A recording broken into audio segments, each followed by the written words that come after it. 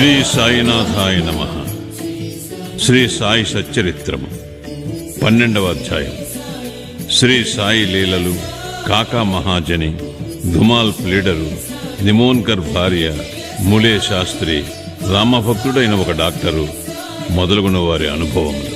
శిష్టులను రక్షించుటకు, దుష్టులను శిక్షించుటకు భగవంతుడు అవతరించున్న సంగతి పూర్వపు అధ్యాయములో తెలుసుకున్నాం. కానీ సద్గురుమూర్తుల కర్తవ్యము దానికి భిన్నమైనది. వారికి మంచివాడును చెడ్డవారును ఒకటే. వారు దుర్మార్గులను కనికరించి వారిని సన్మార్గమును ప్రవర్తించినట్లు చేసేదరు. భవసాగరమును హరించుటకు వారు అగస్త్యుల వంటివారు. అజ్ఞానమనే చీకటిని నశింపచేయుటకు వారు సూర్యుని వంటివారు. భగవంతుడు యోగుల హృదయమును నివసించును. వాస్తవముగా వారు భగవంతుని కంటే వేరు కాదు. సద్గురు శ్రేష్ఠుడైన శ్రీ సాయిబాబా భక్తుల క్షేమము కొరకు అవతరించిరి. జ్ఞానములో ఉత్కృష్టలై దైవీ తేజస్సుతో ప్రకాశించుచు వారు అందరినీ సమానముగా ప్రేమించడివారు. వారికి దేనియందు అభిమానము లేకుండెను. శత్రువులు, మిత్రులు, రాజులు, ఫకీరులు అందరూ వారికి సమానమే. వారి పరాక్రమమును వినుడు. భక్తుల కొరకు తమ పుణ్యమునంతయు ఏయపరిచి ఎప్పుడూ వారికి సహాయము చేయుటకు సిద్ధముగా నుండువారు. వారికిచ్చలేనిచో భక్తులు వారి వద్దకు రాలేకుండేరి. వారి వంతు రానిదే వారు బాబాను స్మరించువారు కారు. వారి లీలలు ఎరుగుటకు కూడా తటస్థించదు. మరి అట్టి వారికి బాబాను దర్శించుకొనవలనని బుద్ధి ఎట్లు పుట్టును? కొందరు బాబాను దర్శింపవలనని అనుకొనిరి. కాని బాబా మహాసమాధి చెందు లోపల వారికి ఆ అవకాశము కలగలేదు. బాబాను దర్శించవలనని కోరిక గలవారు అనేకరున్నారు. కానీ వారి కోరికలు నెరవేరలేదు. అట్టివారు విశ్వాసముతో బాబా లీలలను బినినచో దర్శనము వల్ల కలుగు సంతుష్టిని పొందెదరు. కొందరు అదృష్టవశమున వారి దర్శనము చేసుకున్నను, బాబా సన్నిధిలో ఉండవలనని అనుకొన్నను అచ్చట ఉండలేకుండిరి. ఎవరునూ తమ ఇష్టానుసారము షిరిడీ పోలేకుండిరి. అచ్చట నుండుటకు ప్రయత్నించినను ఉండలేకుండిరి. బాబా ఆజ్ఞ ఎంతవరకు గలదో అంతవరకే వారు షిరిడీలో ఉండగలిగిరి. బాబా పొమ్మనిన వెంటనే షిరిడీ విడువవలసి వచ్చుచుండెను. కాబట్టి సర్వము బాబా ఇష్టం పైననే ఆధారపడి ఉండెను. కాకా మహాజని. ఒకప్పుడు బొంబాయి నుండి కాకా మహాజని షిరిడీకి పోయాను. అచ్చటొక వారము రోజులుండి గోకులాష్టమి ఉత్సవమును చూడవలని అనుకొనిను. బాబాను దర్శించిన వెంటనే అతనితో బాబా ఇట్లనిరి, ఎప్పుడు తిరిగి ఇంటికి పోయేదవు? ఈ ప్రశ్న విని మహాజని ఆశ్చర్యపడెను. కాని ఏదో జవాబు ఇవ్వవలేను కదా. బాబా ఆజ్ఞ ఎప్పుడైనా అప్పుడే పోయేదనని కాకా జవాబిచ్చాను. అందులోకి బాబా ఇట్లనియను, రేపు పొమ్ము. బాబా ఆజ్ఞ అనులంఘనీయము కావున నట్లే చేయవలసి వచ్చాను. అందుచే ఆ మరుసటి దినమనే కాకా మహాజని షిరిడీ విడిచాను. బొంబాయిలో తన ఆఫీసుకు పోగానే వాని యజమాని వాని కొరకే కనిపెట్టుకుని ఉన్నట్లు తెలిసాను. ఆఫీసు మేనేజర్ హఠాత్తుగా జబ్బుపడాను. కావున కాకా మహాజని ఆఫీసులో ఉండవలసిన అవసరం ఏర్పడాను. ఈ విషయమై యజమాని షిరిడీలోనున్న కాకా మహాజనికి ఒక ఉత్తరము కూడా వ్రాశాను. అది కొన్ని రోజుల తరువాత తిరుగుటపాలో బొంబాయి చేరినది. బాబూ సాహెబ్ ధుమాల్. పైదానికి భిన్నముగు కథ ఇప్పుడు వినుడు. ప్లేడర్ వృత్తిలో నుండిన బాబూ సాహెబ్ ధుమాల్ ఒకసారి కోర్టు పనిపై నిఫాడ్ పోవచుండెను. దారిలో దిగి షిరిడీకి పోయాను. బాబా దర్శనము చేసుకుని వెంటనే నిఫాడ్ పోవ సెలవు కోరెను. కానీ బాబా అనుజ్ఞ ఇవ్వలేదు. షిరిడీలోనే ఇంకొక వారం ఉండునట్లు చేశాను. ఆ తర్వాత అతడు బాబా వద్ద సెలవు పొంది నిఫాడ్ చేరగా అక్కడి మేజిస్ట్రేటుకు కడుపు నొప్పి వచ్చి కేసు వాయిదా పడినని తెలిసాను. తర్వాత ఆ కేసు విచారణ కొన్ని నెలల వరకు సాగాను. 4 మేజిస్ట్రేట్లు దానిని విచారించిరి. తుట్టతుదకు ధుమాల్ దానిని గెలిచాను. అతని కక్షిదారు విడుదలయ్యాను. నిమోన్కర్ భార్య. నిమోన్ గ్రామ వతనగారును గౌరవ మేజిస్ట్రేటును అగు నానాసాహెబ్ నిమోన్కర్ తన భార్యతో షిరిడీలో కొంతకాలముండెను. ఆ దంపతులు తమ సమయమంతయు మసీదులోనే గడుపుచు బాబా సేవ చేయుచుండేది. బేలాపూర్లోనున్న వారి కుమారుడు జబ్బుపడినట్లు కబురు వచ్చెను. బేలాపూర్ పోయి తన కుమారుని అక్కడున్న తమ బంధువులను చూచి అక్కడ కొన్ని దినములుండవలనని తల్లి అనుకొనెను. కాని బేలాపూర్ పోయి ఆ మరుసటి దినమునకి షిరిడీ తిరిగి రావాలనని భర్త చెప్పాను. ఆమె సందిగ్ధములో పడెను. ఏమి చేయుటకు తోచలేదు. ఆమె దైవమైన శ్రీ సాయినాథుడే ఆమెనప్పుడు ఆదుకొను. బేలాపూరుకు పోవుటకు ముందు ఆమె బాబా దర్శనమునకే వెళ్ళెను. అప్పుడు బాబా సాఠేవాడ ముందర నానాసాహెబ్ మొదలగు వారితో నుండెను.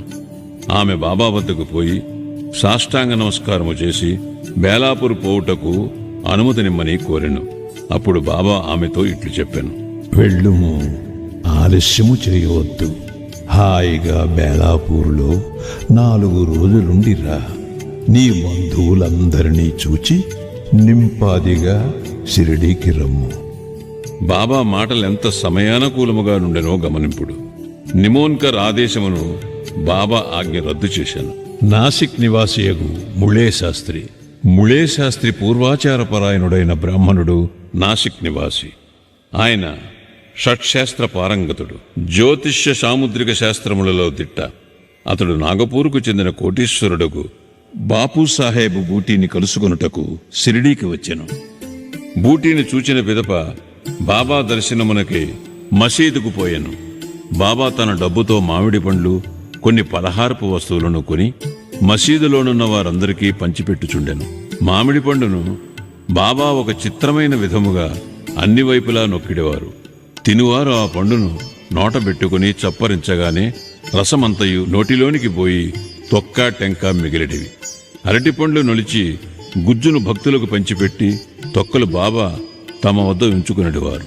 ముళే శాస్త్రి సాముద్రికము తెలిసినవాడొకటిచే పరీక్షించుటకై బాబాను చేచాచుడని అడిగాను.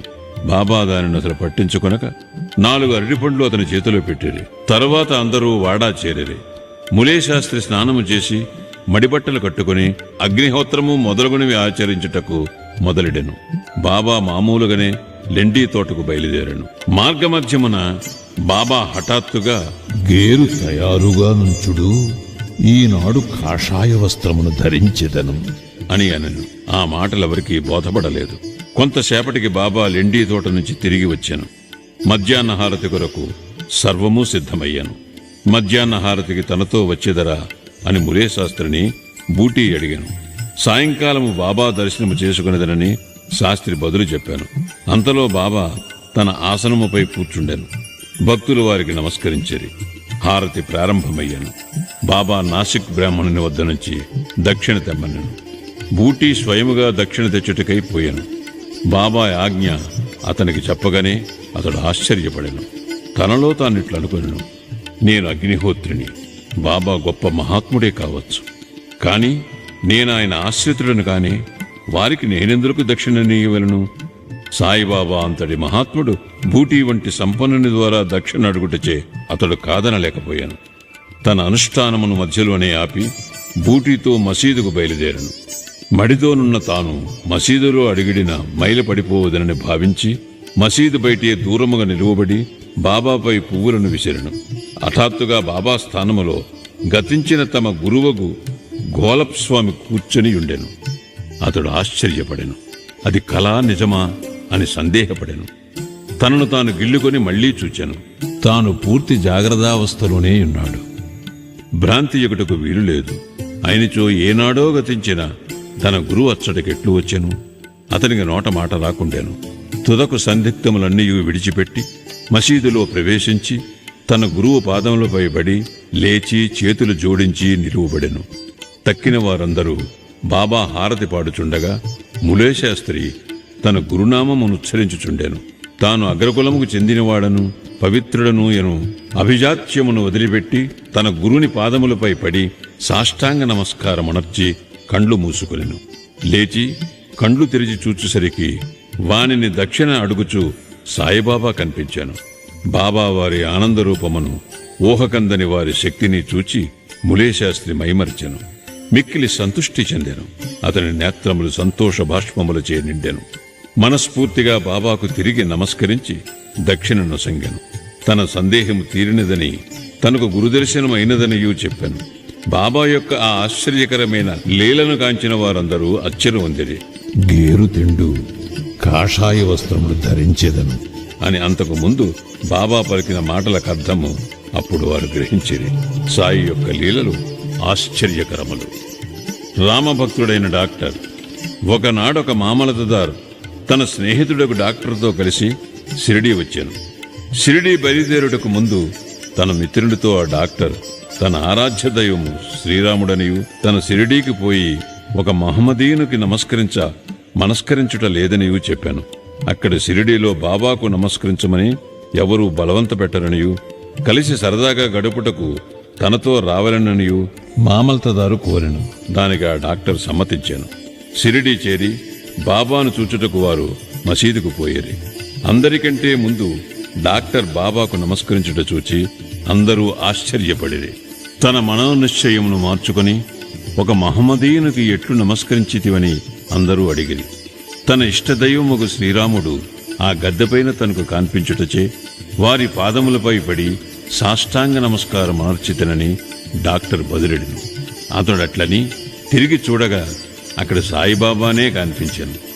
ఏమీ తోచక అతడు ఇది స్వప్నమా ఏమి? వారు మహమ్మదీయులగుట ఎట్లు? వారు గొప్ప యోగ సంపన్నులైన అవతార పురుషులు అని నుడివెను. ఆ మరుసటి దినమే డాక్టర్ ఏదో దీక్ష వహించి ఉపవాసముండెను. బాబా తనను అనుగ్రహించే వరకు మసీదుకు పోనను నిశ్చయముతో మసీదుకు వెళ్ళుట మానెను. ఇట్లు 3 రోజులు గడిచెను. 4వ దినమున తన ప్రియ స్నేహితుడొకడు ఖాందేశు నుండి రాగా వానితో కలిసి మసీదులో బాబా దర్శనమునకై తప్పక మసీదుకు పోవలసి వచ్చాను. బాబాకు నమస్కరించగానే బాబా అతనితో, ఎవరైనా వచ్చి నిన్నెక్కడికి రమ్మని పిలిచితిరా ఏమి ఇట్లు వచ్చితివి అని ప్రశ్నించాను. ఆ ప్రశ్న డాక్టర్ మనస్సును కదిలించాను. ఆనాటి రాత్రియే నిద్రలో అతనికి గొప్ప ఆధ్యాత్మిక అనుభూతి కలిగి అనిర్వచనీయమైన ఆనందాన్ని అనుభవించాను. ఆ తరువాత అతడు తన ఊరికి పోయినను ఆ ఆనందానుభూతి 15 దినముల వరకు అటులనే ఉండెను. ఆ ప్రకారముగా అతనికి సాయిబాబా యందు భక్తి అనేక రెట్లు వృద్ధి పొందెను. పై కథల వలన, ముఖ్యముగా ముళే శాస్త్రి కథ వలన నేర్చుకున్న నీతి ఏమనా, మనము మన గురువునందే అనన్యమైన నిశ్చల విశ్వాసముంచవలను. వచ్చే అధ్యాయములో మరికొన్ని సాయిలీలలు చెప్పెదను. 12వ అధ్యాయము సంపూర్ణము. సద్గురు శ్రీ సాయినాథార్పణమస్తు. శుభం భవతు.